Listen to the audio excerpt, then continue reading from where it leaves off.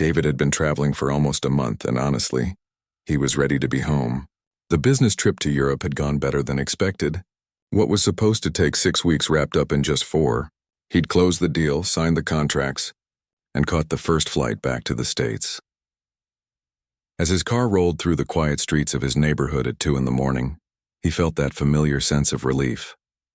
There's something about coming home that just hits different, you know? The streetlights cast long shadows across the perfectly manicured lawns. His gated community always looked like something out of a magazine, especially at night when everything was peaceful. But as David pulled into his driveway, something felt off. Really off. Every single light in his house was on. Not just a lamp or two that might have been on a timer. Every window glowed bright yellow against the dark sky. His first thought was that maybe his wife Rachel had come back early from visiting her mom. But no, she'd texted him just yesterday saying her mother was still recovering and she'd be there at least another week. Then he noticed the cars. 3 vehicles he'd never seen before were parked in his circular driveway like they owned the place. A silver SUV, a red sedan, and some fancy sports car that probably cost more than his first house. David sat in his car for a moment, trying to make sense of what he was seeing. Had Rachel rented the house out without telling him? No, that was crazy. Maybe there was a family emergency and relatives had come to stay. But whose cars were these? He grabbed his suitcase from the trunk and walked up to his front door. His key slid into the lock like it always did. The door opened, and that's when things got really weird. His living room looked nothing like he remembered. The furniture was all wrong. Where his comfortable brown leather couch used to sit, there was now this modern white sectional he'd never seen before. Abstract paintings hung on walls where his family photos should have been. The coffee table was different. The rugs were different. Even the smell was different. For a second, David wondered if he'd somehow walked into the wrong house. But no, this was definitely his place. Same layout, same crown molding, same wood floors he'd installed himself 3 years ago. He dropped his suitcase and walked further inside. In the kitchen, the counters were covered with groceries and cooking supplies he didn't recognize. Someone's purse sat on the island. Mail was scattered everywhere, but not his mail. Someone else's mail. His heart started pounding. What in the world was happening? That's when he heard footsteps upstairs. Quick, hurried footsteps. David froze. Someone was in his house. Multiple someones by the sound of it. Before he could call out or even think about what to do next, a woman appeared at the top of the stairs. And not just any woman, Patricia Henderson, the HOA president, the same woman who'd sent him 3 violation notices last year because his grass was half an inch too long.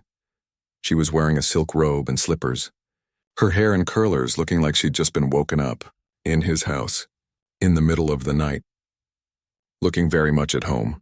Their eyes met, and for a split second nobody moved. Then Patricia started screaming, "There's someone in my house. There's a man in my house. Help, someone help me!" David held up his hands. "Wait, what? Patricia, this is my house. What are you doing here?" But she wasn't listening. She'd already pulled out her phone and was frantically dialing. Her hands were shaking, but her voice was loud and clear. "Yes, police. I need help right away. There's an intruder in my home. A man just broke in. I'm at 1247 Oakwood Drive. Please hurry, I'm terrified." "Patricia, stop," David said, taking a step forward. "This is my house. I live here." "What are you talking about?" She backed up the stairs, still on the phone with the dispatcher. "He's coming toward me. He's aggressive. Please send someone now." David couldn't believe what was happening. This had to be some kind of nightmare. He'd just gotten off a 9-hour flight. He was exhausted, and now the HOA president was in his house, wearing pajamas, calling the cops on him. "Patricia, please just listen to me for 1 second," he tried again, keeping his voice calm even though inside he was freaking out. "I'm David Chen. This is my house. I've lived here for 5 years. My wife Rachel and I own this property. I can show you my ID, my deed, anything you want." She shook her head violently. "I don't know who you are or what kind of scam you're running, but you need to leave right now. The police are on their way." "Scam? What scam? I just came home from a business trip." 2 more people appeared behind Patricia at the top of the stairs. A younger woman and a teenage boy, both looking scared and confused. David had never seen them before in his life. "Mom, what's going on?" the younger woman asked. "Mom?" Patricia's family was in his house? David's mind was racing. How long had they been here? Why were they here? Where was all his stuff? In the distance, sirens started wailing. They were getting closer fast. Patricia pointed at him dramatically. Stay right there. Don't move. The police will handle this. David stood in his own living room, surrounded by furniture that wasn't his, being accused of breaking into his own house. His luggage sat by the door with tags from London Heathrow still attached.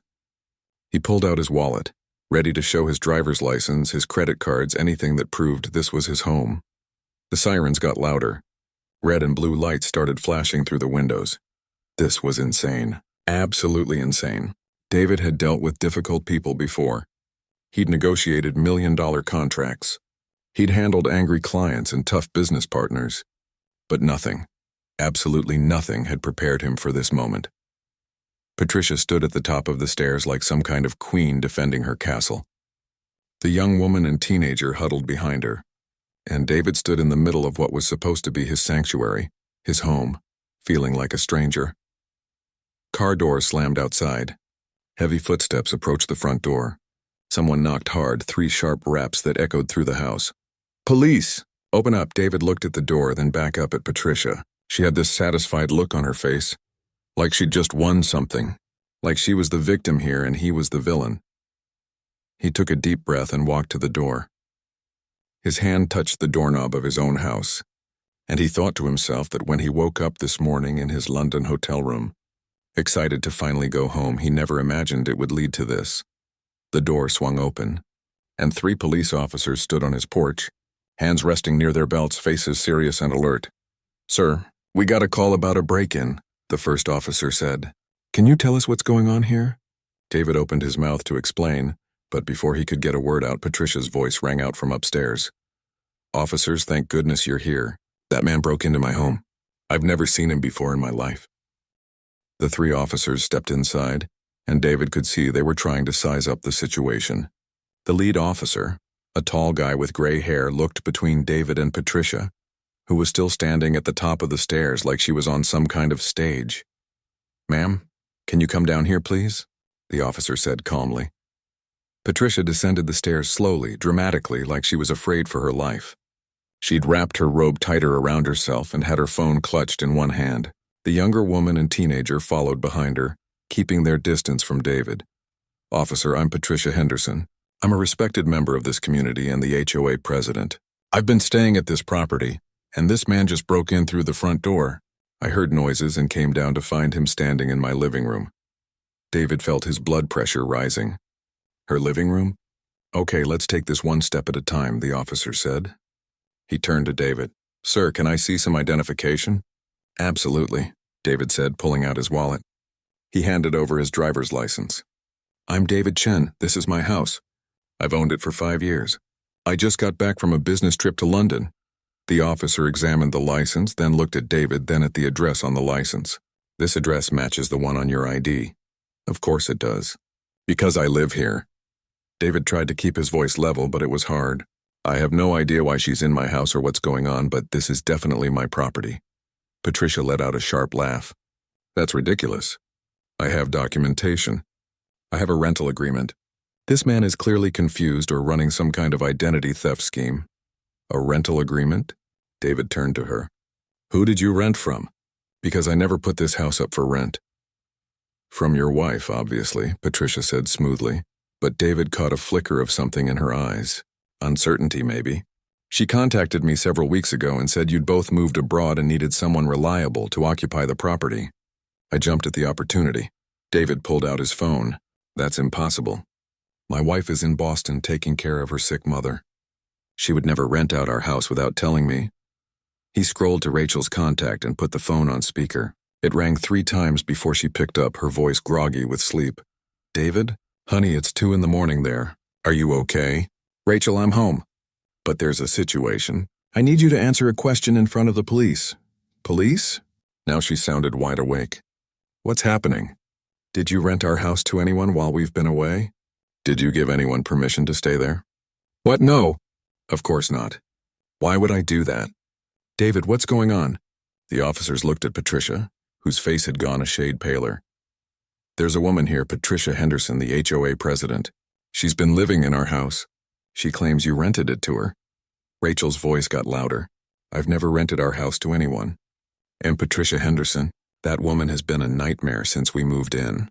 David, what is she doing in our home? The lead officer held up a hand. Ma'am, we'll handle this. Sir, can you let your wife go? We'll call her back if we need more information. David ended the call and looked at Patricia. She was whispering something to the younger woman who looked increasingly uncomfortable. Ma'am, you said you have a rental agreement? The second officer asked. Can we see that? Patricia hesitated for just a moment before nodding. Of course. It's upstairs in my bedroom. Give me just a moment. Actually, one of us will come with you, the officer said. Patricia's eyes widened slightly. That's really not necessary. It's procedure, ma'am. David watched as Patricia and one of the officers headed upstairs. The other two officers stayed in the living room with him. The gray-haired officer was looking around, taking in the furniture, the decorations, everything. Sir, when did you say you left for your trip? About 4 weeks ago. Left on September 20th, supposed to be gone for 6 weeks total. And your wife? She left about a week before me to help her mother who had surgery. She's been in Boston this whole time. The officer nodded, writing notes. So the house has been empty for about a month? It should have been, yes. We have a security system, but... David trailed off, then his eyes went wide. The security system. I can check the footage. He pulled up the app on his phone. He'd barely looked at it while traveling. Just got the occasional notification about the lawn service or mail delivery, but now scrolling back through the timeline, his stomach dropped. Oh my God. The officer leaned in. What is it? David turned the phone so he could see. The footage showed Patricia entering the house for the first time about 10 days after he'd left. She'd used a key. She walked around for about an hour looking at things, then left. She has a key, David said, his voice tight. How does she have a key? They kept watching. The next day, Patricia came back. This time she stayed longer. Over the next week, the visits got longer and more frequent. Then about 2 weeks ago, she showed up with suitcases, and she just moved in. The footage showed everything. Patricia rearranging furniture, bringing in new decorations, swimming in his pool, even hosting what looked like an HOA meeting in his dining room, with a dozen people sitting around his table eating food she'd prepared in his kitchen.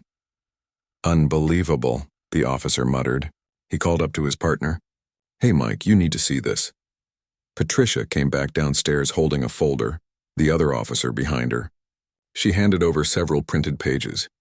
The gray-haired officer took them and started reading. His expression didn't change, but David could see his eyes moving quickly over the text. Ma'am, this document says it was signed on September 15th. Is that correct? Yes, that's right. And it's signed by... He squinted at the signature. Rachel Chen? Correct. The officer looked up. Can you show me the original? This appears to be a photocopy. Patricia shifted her weight. I don't have the original with me. Rachel kept that for her records. Uh-huh. The officer showed the document to David. Sir, is this your wife's signature? David looked at it and immediately shook his head. Not even close. Rachel has very distinctive handwriting. This isn't it. He would say that, Patricia interjected. He's obviously trying to get out of the rental agreement. The gray-haired officer held up David's phone, which was still showing the security footage. Ma'am, we have video evidence of you entering this property repeatedly over the past few weeks. Can you explain that? Patricia's confident demeanor started to crack. I was checking on the property, making sure everything was secure before I officially moved in. With whose permission? Rachel's, obviously. The same Rachel who just told us on the phone that she never gave you permission to be here? Patricia's mouth opened and closed. The younger woman behind her took a step back, and David could see the teenager looking at his mother with growing concern. There must be some misunderstanding, Patricia said, but her voice was weaker now. The officer wasn't done. Sir, can you show us more of that footage? David scrolled through the recordings. There was Patricia bringing her family over. Patricia hosting dinner parties. Patricia going through his mail. That one made him stop. She's been going through my mail, David said. Look, right there. She's opening my letters. The officer leaned in closer. Sure enough, the footage showed Patricia sitting at the kitchen counter, systematically opening envelopes addressed to David and Rachel. Some she read and tossed aside. Others she kept, tucking them into her purse.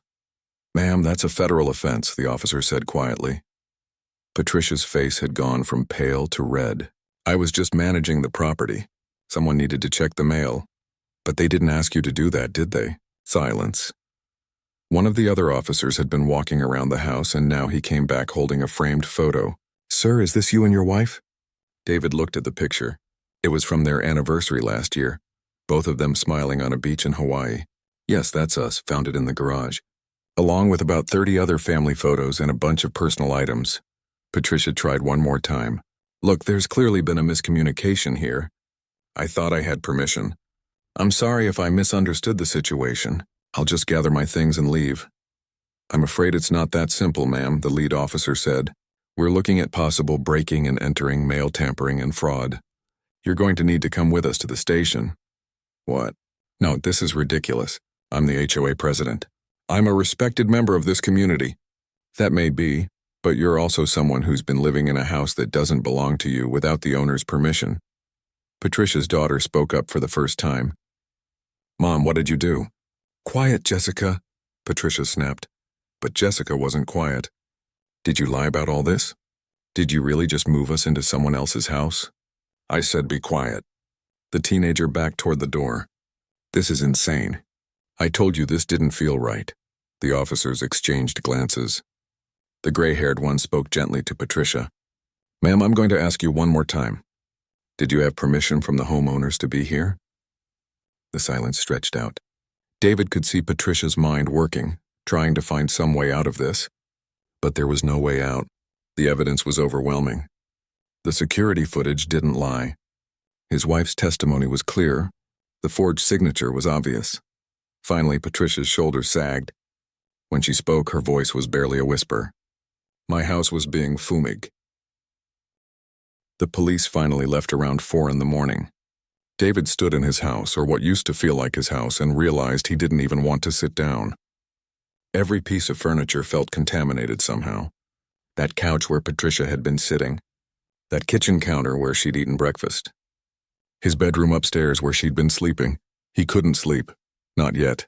Instead, he made coffee using his own coffee maker, which thankfully was still there, and sat down with his laptop. The officer's words kept echoing in his head.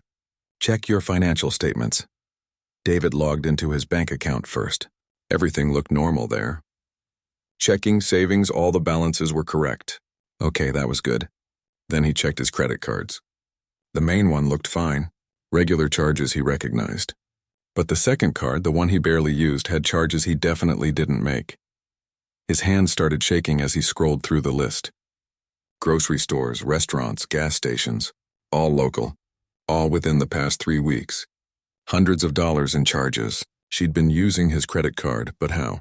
He kept that card in his wallet, which had been with him in London the whole time. Then he remembered the mail. Patricia going through his mail on the security footage. David pulled up more video, searching for the day his credit card statement would have arrived. There. September 28th. Patricia at the kitchen counter, opening a letter from his credit card company. She read it, then got up and went to his home office. 20 minutes later, she came back out holding something small. His backup credit card. He'd kept a spare one in his desk drawer for emergencies. Unbelievable, he muttered. He kept digging through the footage, and every new clip made things worse. Patricia wasn't just living in his house. She was actively using it like her own personal resource. There she was, giving his neighbor a tour like she owned the place. There she was, hosting what looked like a book club meeting in his living room.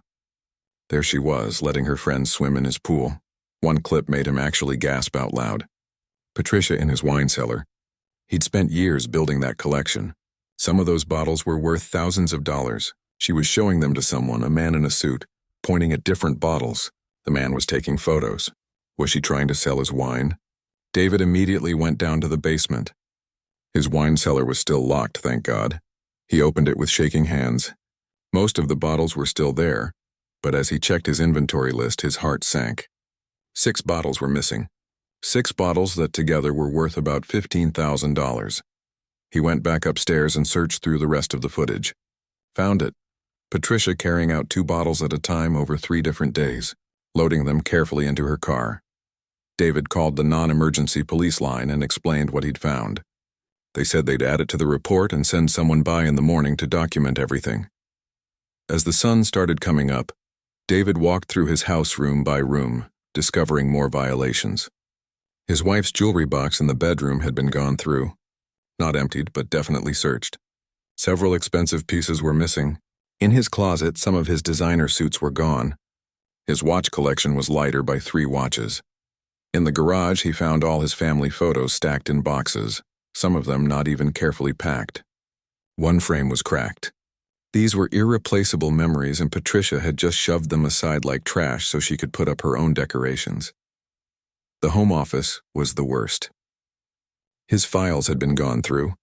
Important documents were out of order or missing entirely. His desk drawers were filled with Patricia's papers now. HOA documents, personal correspondence, bills with her name on them. She'd literally taken over his office.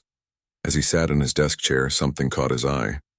A folder labeled Oakwood Properties. He opened it. Inside were documents that made his blood run cold. Patricia had been researching his property value. She had printouts from real estate websites showing recent sales in the neighborhood. She had a property appraisal. She had information about his mortgage. And most disturbing of all, she had paperwork for a home equity line of credit. In his name. The application was filled out but not submitted yet. She'd forged his signature again, and Rachel's too. The amount requested? $200,000. David's phone rang. It was the detective assigned to his case, a woman named Rodriguez. "Mr. Chen, I've been reviewing the initial report from last night. Can you come down to the station this morning? There are some things we need to discuss." "Actually, Detective, I've found more. A lot more. She was trying to take out a home equity loan in my name." There was a pause. "Don't touch anything else. I'm sending a team over right now. This is bigger than we thought." An hour later, David's house was full of police officers and forensic technicians. They photographed everything. They took the forged documents. They copied all the security footage. Detective Rodriguez walked through each room with David, making notes as he explained what was missing or out of place. "Has anyone else from the neighborhood contacted you?" she asked. "No, why?" "Because if she did this to you, she might have done it to others." She had access to the HOA master keys. That means she had access to every house in this community. David hadn't even thought about that. "You think she's been doing this to other people?" "I think we need to find out." Detective Rodriguez made some calls, and within a few hours the investigation had expanded. Officers were going door to door in the neighborhood, asking residents if they'd noticed anything unusual when they traveled. If they'd come home to find things moved or missing. If they'd had unexplained charges on their credit cards. David's phone started ringing off the hook. Neighbors calling to see what was happening. The news had spread fast. Patricia Henderson, the woman who'd been HOA president for 7 years, the woman who'd sent violation notices for the smallest infractions, the woman who'd acted like she was the queen of the neighborhood, had been arrested for living in someone's house without permission. One call stood out. It was from Tom, who lived 3 houses down. "David, I heard what happened. I think she might have done something similar to us last year." "What do you mean?" "My wife and I went to Europe for 3 weeks. When we came back, things felt off. Little things, you know.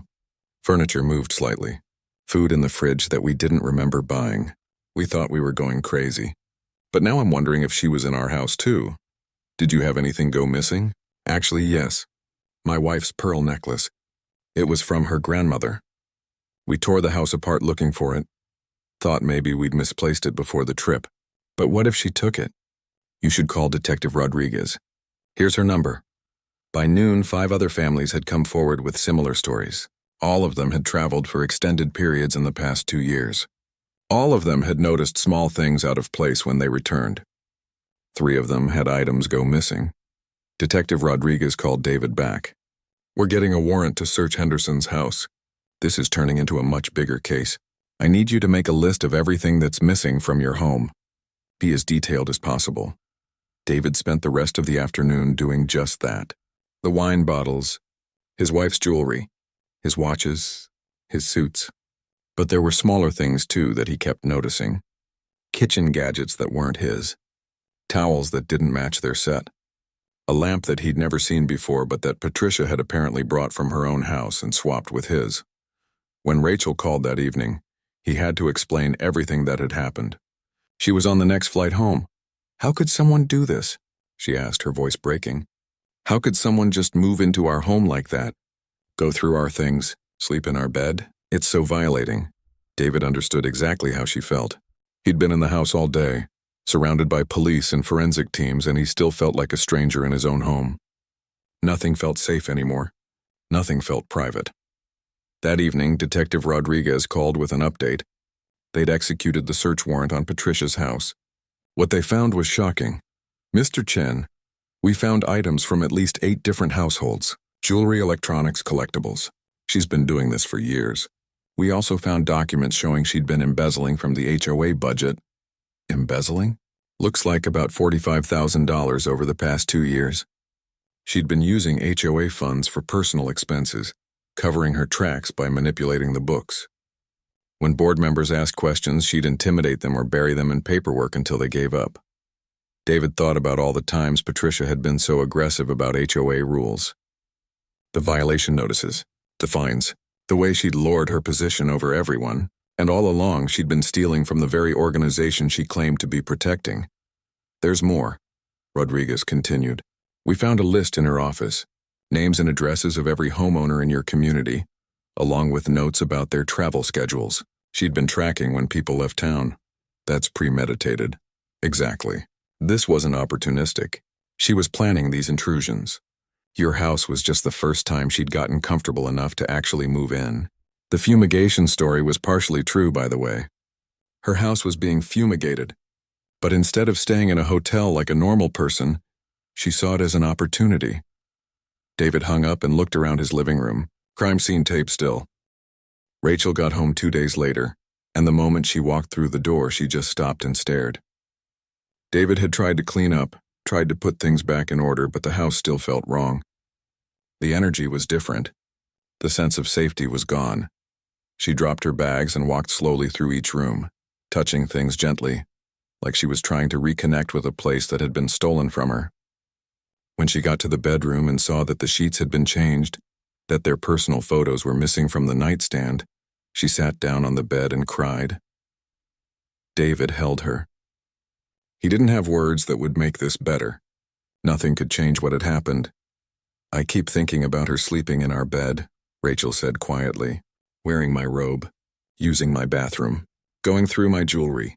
It makes my skin crawl. I know. I've been thinking about it too. How do we ever feel comfortable here again? That was the question David had been asking himself for 2 days. And he didn't have a good answer. The emergency HOA meeting that night was packed. Every homeowner in the neighborhood showed up, which never happened. Usually these meetings had maybe 15 people. Tonight there were over 100 cramming into the community center. David and Rachel sat in the front row. Around them, neighbors whispered and pointed. Some came up to offer support. Others just stared, probably trying to imagine how they'd feel if it had happened to them. The interim board president, Mr. Harrison, called the meeting to order. He was an older gentleman who'd been on the board for years but had always been overshadowed by Patricia's forceful personality. Thank you all for coming, he started, his voice shaking slightly. I know we're all here because of the disturbing news about Patricia Henderson. I want to start by saying that the board had no knowledge of her activities. We are cooperating fully with the police investigation. Someone in the back shouted, "How could you not know? She was embezzling HOA funds." Mr. Harrison's face reddened. The board is conducting an internal audit. What we know so far is that Patricia controlled most of the financial records and made it very difficult for anyone else to review them. When board members asked questions, she would overwhelm them with paperwork or claim they were undermining her authority. Mrs. Wong stood up. I was on the board 3 years ago. I raised concerns about some expenses that didn't make sense. Patricia accused me of having a personal vendetta against her. She made my life so miserable that I resigned. I'm not the only one either. She drove off anyone who questioned her. Other voices joined in, people sharing their own stories of how Patricia had intimidated them, threatened them with fines, made their lives difficult over tiny rule violations.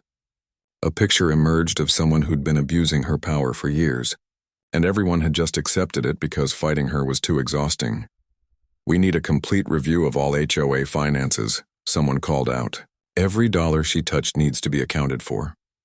We've already hired an independent auditor, Mr. Harrison assured them. They started work this morning. Then the discussion turned to David's situation. Mr. Harrison asked if he wanted to say anything to the community. David stood up, Rachel squeezing his hand. He looked around at all the faces. Some sympathetic, some curious, all waiting to hear from him. "I'm not going to go into all the details," he said. "Most of you probably heard what happened. Patricia was living in our house for 2 weeks while we were away. She used our things, went through our personal belongings, and even tried to take out a loan in our name. The police are handling the criminal case." He paused, trying to keep his emotions in check. "But what bothers me most is that she had access to everyone's homes. She had the HOA master keys, and based on what other neighbors have told the police, we weren't the only ones she violated. How many of you have traveled in the past few years and come home to find things slightly off? Things moved? Items missing?" Hands slowly went up around the room. David counted at least 20. "That's what I thought. So this isn't just about my family. This is about all of us. We trusted someone with authority, and she abused it in the worst possible way. We need to make sure it never happens again." The room erupted in agreement. People started talking over each other, sharing their own suspicions and experiences. One woman stood up crying. "My mother's wedding ring disappeared 2 years ago. We thought my teenage son had taken it and sold it. We accused him and he moved out. Our relationship has been damaged ever since. Now I'm wondering if Patricia took it." A man near the back said, "We had expensive bottles of scotch go missing. My wife and I blamed each other. Almost got divorced over it." The stories kept coming. Items disappearing, finances being affected, families being torn apart by suspicion, all because of one person's greed and sense of entitlement. Detective Rodriguez arrived partway through the meeting. She'd been invited to give the community an update on the investigation. "I want to be clear about what we know so far," she started. "Patricia Henderson is facing multiple charges including breaking and entering, identity theft, mail fraud, and embezzlement. We've recovered stolen property from 8 different households. The total value of stolen items is currently estimated at over $80,000. Gasps went through the crowd.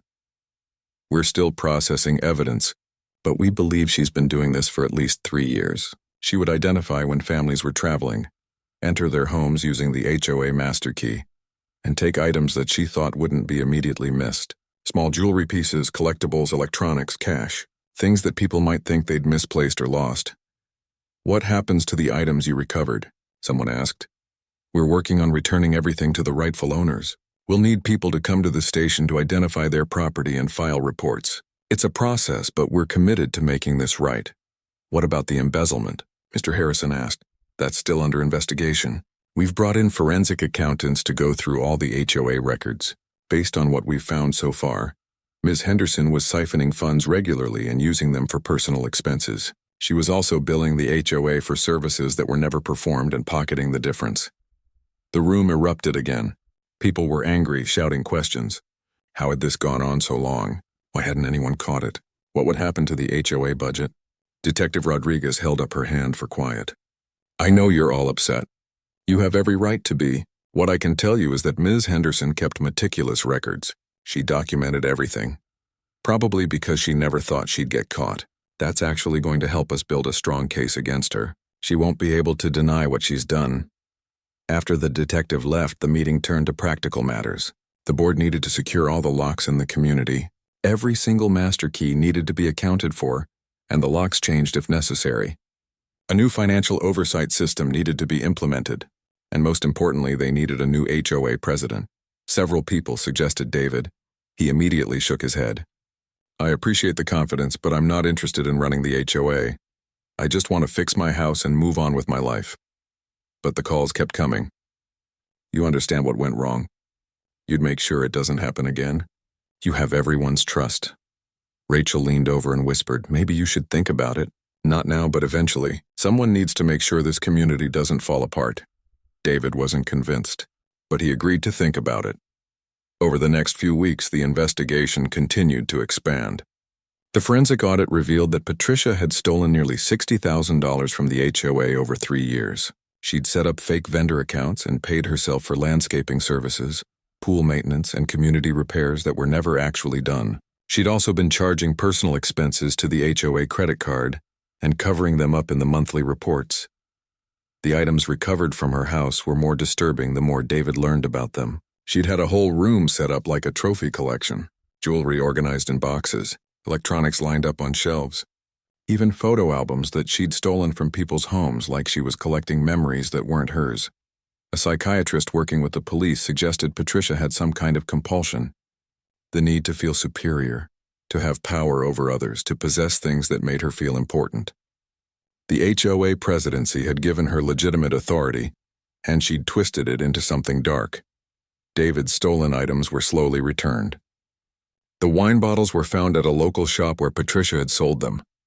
The owner, thankfully, still had them in his inventory and turned them over to the police. Rachel's jewelry was recovered, though some pieces were damaged. The watches were found in Patricia's safe deposit box, but some things couldn't be recovered. The sense of privacy, the feeling of safety in their own home, the trust in their community leadership, David and Rachel decided to completely redecorate. New furniture, new paint, new everything. They wanted to erase every trace of Patricia's presence. It was expensive and time-consuming, but necessary for their peace of mind. They also upgraded the security system. Not just cameras now, but sensors on every door and window, real-time alerts sent to their phones, a panic button by the bed. They'd never been paranoid people before, but this experience had changed them. The community was changing too. The new interim boredom. The HOA election happened on a cold November evening. David stood in front of the community center, watching people file in. He'd never been nervous about public speaking before. He'd given presentations to rooms full of investors and business executives, but this felt different, more personal. These were his neighbors, people he'd see every day, people who'd witnessed his family's worst moment. Rachel squeezed his hand. "You've got this." Inside, the meeting room was packed again. David had 3 opponents running for president. One was a retired accountant who'd been vocal about financial reform. Another was a longtime resident who'd served on the board years ago. The third was a younger woman who'd moved in just last year and had fresh ideas about community management. They each gave speeches about their vision for the HOA. The retired accountant talked about numbers and audits. The longtime resident talked about tradition and stability. The young woman talked about modernization and communication. When it was David's turn, he kept it simple. "Most of you know what happened to my family 2 months ago. I'm not going to rehash all the details. What I want to talk about is what we do moving forward. Patricia Henderson abused her power because we let her, not intentionally but through complacency. We saw the red flags and ignored them because it was easier than confronting them. That can't happen again." He looked around the room, making eye contact with as many people as possible. "If you elect me as HOA president, I promise you 3 things. First, complete financial transparency. Every expense, every decision, every dollar will be documented and available for anyone to review. Second, real accountability. No one person will have unchecked authority. Every major decision will require board approval and community input. And third, respect. We're going to follow the rules, yes, but we're also going to remember that we're neighbors, not adversaries. We live here together and we should treat each other with basic human decency." The applause was generous but not overwhelming. David didn't expect a landslide. He just wanted people to know he was serious about change. The votes were counted quickly. David won with 58%. The retired accountant came in second and was elected as treasurer, which actually made David happy. They'd make a good team. His first meeting as president was the following week. The agenda was long. They needed to finalize the security changes, approve the new financial oversight system, review the independent audit results, and address the elephant in the room, Patricia's upcoming trial. The trial date had been set for February. Patricia had pleaded not guilty to all charges, which surprised exactly no one.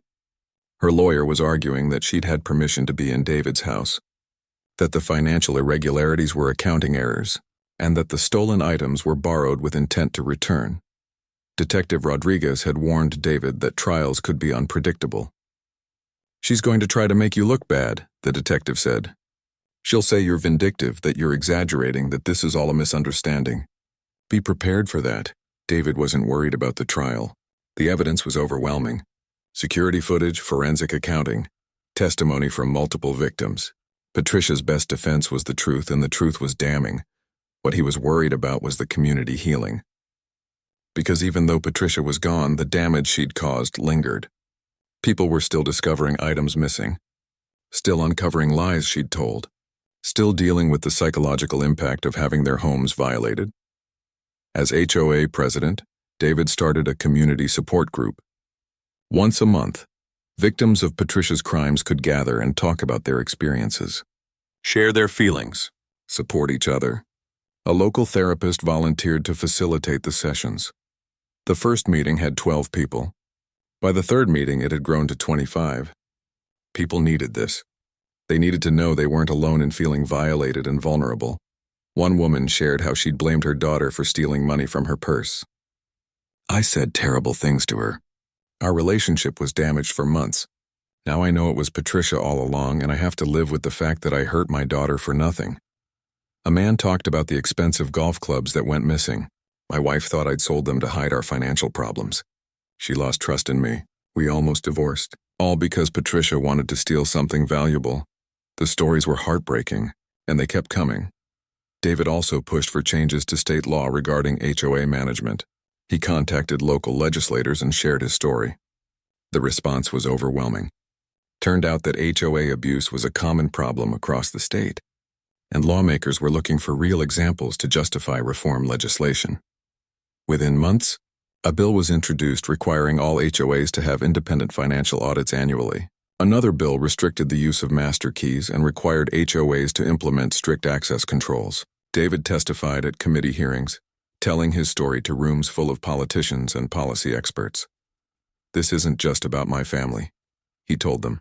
"This is about protecting vulnerable homeowners from people who abuse positions of authority." HOAs serve an important function, but without proper oversight, they can become instruments of harassment and theft. The bills passed with bipartisan support. The governor signed them into law in January. David framed the signing pen and hung it in his home office as a reminder that something good had come from something terrible. Patricia's trial began on a freezing February morning. David and Rachel sat in the courtroom along with 7 other victim families. Patricia looked smaller somehow, less intimidating than she'd been that night in his house. She wore a conservative gray suit and kept her eyes down. The prosecution's case was methodical and devastating. They presented security footage of Patricia entering multiple homes. They showed the forged documents. They walked through the financial records showing years of embezzlement. They called witnesses who testified about missing items and suspicious circumstances. Patricia's lawyer tried to poke holes in the evidence, but there were too many cameras, too many documents, too many victims. The case was airtight. When it was David's turn to testify, he kept his composure. He described coming home that night, finding Patricia in his house, the shock and violation of discovering she'd been living there for 2 weeks. The prosecutor asked him to estimate the value of everything that was stolen or damaged. "Financially, probably close to $30,000, David said. "But the real cost can't be measured in money. It's the feeling of being unsafe in your own home. It's the knowledge that someone invaded your privacy and went through your most personal belongings. It's the trust that was shattered not just in Patricia, but in the whole concept of community security." Patricia's lawyer tried to paint David as vindictive, as someone who'd blown a simple misunderstanding out of proportion. But the jury wasn't buying it. You could see it in their faces. They understood that what Patricia had done was deeply wrong. The trial lasted 2 weeks. The jury deliberated for less than 4 hours, guilty on all counts. At sentencing a month later, the judge didn't hold back. "Mrs. Henderson, you were given a position of trust and authority in your community. People relied on you to protect their interests and their homes. Instead, you used that position to victimize the very people who trusted you. You stole from them. You invaded their privacy. You damaged relationships and caused genuine psychological harm. This court takes such violations seriously." Patricia received 18 months in prison, 5 years probation, and was ordered to pay full restitution to all victims, plus the HOA for the embezzled funds. The total came to nearly $140,000. She'd have to sell her house to cover it. As David left the courthouse, reporters surrounded him. The case had attracted media attention because of its unusual nature. "HOA president living in residence home for weeks?" It was the kind of story that spread quickly. "How do you feel about the sentence?" one reporter asked. "I think justice was served," David said simply. But this was never about revenge. It was about accountability. It was about making sure that what happened to my family and others in our community doesn't happen to anyone else. Will you continue as HOA president? Yes, there's still work to do. We're rebuilding trust, implementing new systems, and creating a community where people feel safe and respected. That doesn't happen overnight. Back in the neighborhood, people greeted David like a hero, but he didn't feel like one. He felt like someone who'd been through something terrible and was trying to make sense of it. Life slowly returned to normal, or at least a new version of normal. David and Rachel's house felt like theirs again. The new furniture, the fresh paint, the upgraded security, it all helped. But more than that, time helped. Distance from that awful night when he'd come home to find Patricia in his house. The community was different too. Better in some ways. People looked out for each other more. The HOA was more transparent and accountable. There was a real sense of shared purpose and mutual support, but there was also lingering wariness. New residents always asked about the incident. Longtime residents still talked about Patricia and what she'd done. The story had become part of the community's identity, a reminder of what could happen when people stopped paying attention. 6 months after the trial, David was working in his garden when a young couple approached.